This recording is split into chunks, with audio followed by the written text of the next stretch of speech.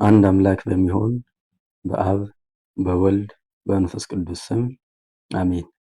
ህዳር 6 በዚህች ዕለት ክብርት እመቤታችን ከተወደደ ልጇ ጋር ከስደት በሚመለሱበት ጊዜ ደብረ ቁስቋም ገብተው ካገኛቸው ድካም አረፉ። አምላክን የወለደች በድንጋሌ ሥጋ በድንጋሌ ነፍስ የጸናይ ክብርት እመቤታችን ከስደት በተመለሰች ጊዜ እንዲህ ሆነ። የብርሃን እናቱ ክብርት እመቤታችን ልጇን ይዛ ከነ ዮሴፍ ጋር ወደ ምድረ ግብፅ ስትሰደድ ግብፅ ደርሰው በዚያ ቢቀመጡም ነገር ግን ግብፅ አልተመቸቸውም። ሕዝቡም በሰላም አልተቀበላቸውም። እንዲያውም በምድረ ግብፅ ብዙ ተሰቃይተዋል። ከግብፅም ተነስተው ወደ ኢትዮጵያ በመጡ ጊዜ ግን የኢትዮጵያ ሕዝብ ሁሉ በሰላምና በፍቅር ተቀበሏቸው።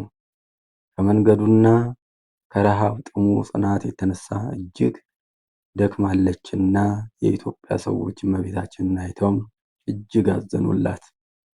ይህችም የነገስታት ዘር ትመስላለች፣ ነገር ግን አንዳች ችግር አጋጥሟት ተሰዳ ወደ ሀገራችን መጥታለች ብለውም እንክብካቤን አደረጉላት። እግራቸውን አጥበው በክብር ማረፊያ ላይ አሳረፏቸው። መልካም መስተንግዶም አደረጉላቸው።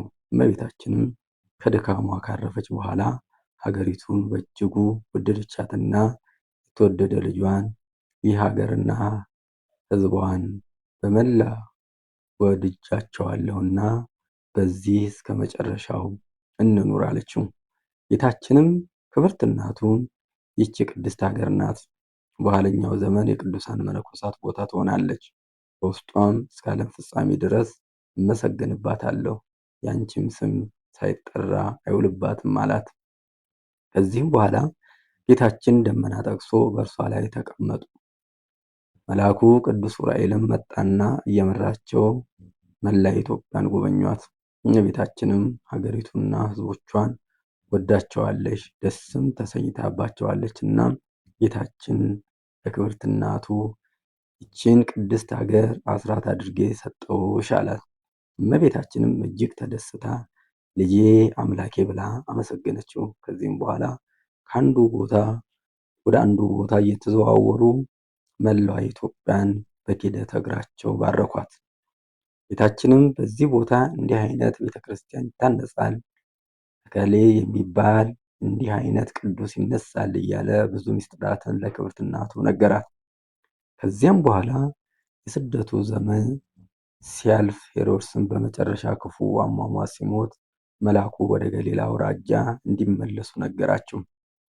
እመቤታችንም ከዚች ሀገርስ ባንሄድ እመርጣለሁ ስትለው የተወደደ ልጇ ግን እናቴ ሆይ ጽድቅንና ፈቃድን ሁሉ ልንፈጽም ይገባናል ብሎ አጽናናትና ወደ ሀገራቸው ተመልሰው ሄዱ። ተመልሰውም ሲሄዱ ሲነሱ የኢትዮጵያ ሰዎች ልዩ ልዩ አምሃ እጅ መንሻ ሰጧቸው።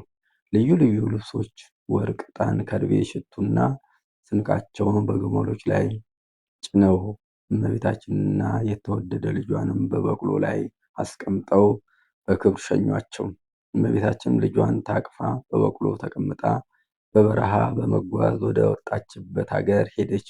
ኢትዮጵያንም የሰጧትን ብዙ እጅግ መንሻዎች በግመሎች ጭና ይዛ ወደ ሀገሯ በተመለሰች ጊዜ ከአንድ ባህር ዳር ደረሰች። ከዚያም የጀልባውን ባለቤት እግዚአብሔርን ስለመውደድ አሻግረኝ ብላ ለመነችው።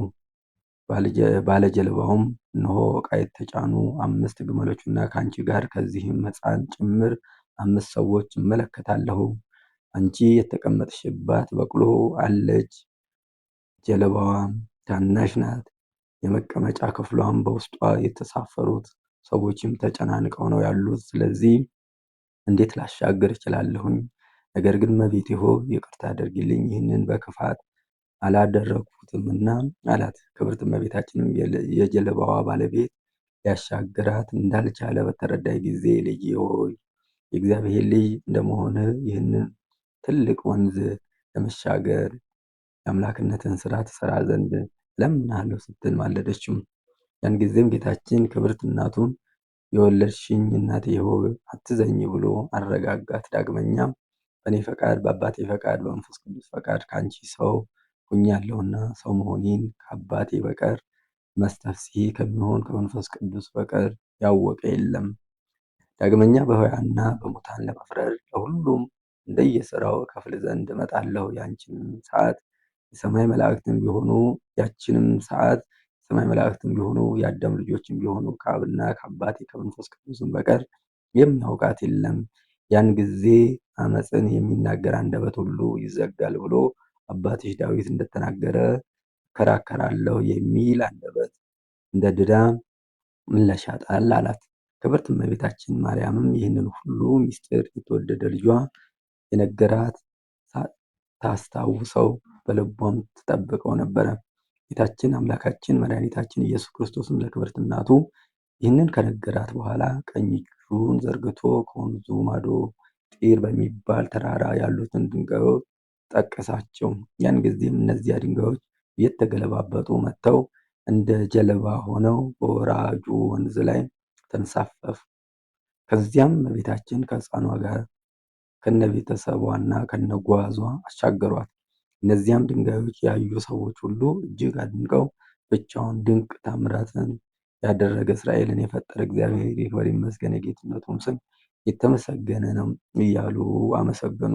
እነዚህም የተባረኩ ሰዎች ወንዞቹን ከተሻገሩ በኋላ በዚች ሀገር ለ8 ቀን ተቀመጡ። ከዚህም በኋላ አምላክን የወለደች በድንጋሌ ሥጋ በድንጋሌ ነፍስ የጸናች ክብርት እመቤታችን ስለተደረገላት መልካም ስራ ሁሉ እግዚአብሔርን ፈጽማ እያመሰገነች ወደ አባቷ ወደ ዳዊት ሀገር ተመለሰች። ዳግመኛ በኋለኛው ዘመን ጌታችን በዚህ በደብረ ቁስቋም ቅዱሳን ሐዋርያቱን ሰበሰባቸውና ታቦቱንና ቤተ ክርስቲያንን አክብሮ የቁርባን መስዋዕትንም ሰርቶ ቅዱስ ሥጋውንና ክቡር ደሙን ለወገኖቹ ሰጣቸው። ስለዚህም ነገር የእስክንድርያ ሀገር ሊቀ ጳጳሳት ቅዱሳን አባቶቻችን ቄርሎስና ቴዎፍሎስ ምስክሮች ሆኑ። ክብርት እመቤታችን ከስደት በረከት ተከፈለን። ዳግመኛ በዚህች ዕለት አባ ፊሊክስ አረፈ። አባ ፊሊክስ ይኸውም ቅዱስ ምግባር፣ ሃይማኖት፣ ትሩፋት፣ ተጋድሎ ያማረ ሆኖ ቢያገኘው በእግዚአብሔር ፈቃድ የሮም ሀገር ሊቀ ጳጳሳት አድርገው ሾሙት። በዘመኑም ከከሃዲው ቴዎስድሮስ ቄሳር ነግሶ ምዕመናን ሲያሰቃያቸው ሲገድላቸው ሊቀ ጳጳስ አባ ፊሊክስንም ብዙ አሰቃይቷቸዋል። አባ ፊሊክስም በክርስቲያኖች ላይ እየደረሰ ያለው ጽኑ መከራ እንዲቆም ወደ እግዚአብሔር በጸለዩ ጊዜ ይህን ከሃዲ ንጉሥ በነገሰ በሁለተኛ ዓመቱ አጠፋው። ከዚህም በኋላ የክርስቲያኖች ደም እንደ ውሃ እያፈሰሰ ከከሃዲው ዲዮቅልጥያኖስ ነገሰና ክርስቲያኖች በዓለም ላይ እያደነ ማሰቃየትና መግደል በጀመረ ጊዜ ይህ አባት አባ ፊሊክስ የክርስቲያኖችን ስቃይ እንዳያሳየው ወደ እግዚአብሔር በጸለየ ጊዜ ወዲያውኑ በመጀመሪያ ዓመት አረፈ። ይህም አባት ፊሊክስ ለክርስቲያን ወገኖች እጅግ ጠቃሚ የሆኑ ብዙ ድርሳናትንና ተግሣጻትን የጻፈ ነው። ረድኤት በረከቱ ይደርብን፣ በጸሎቱ ይማረን። ወስብሐት ለእግዚአብሔር። ይቆየን።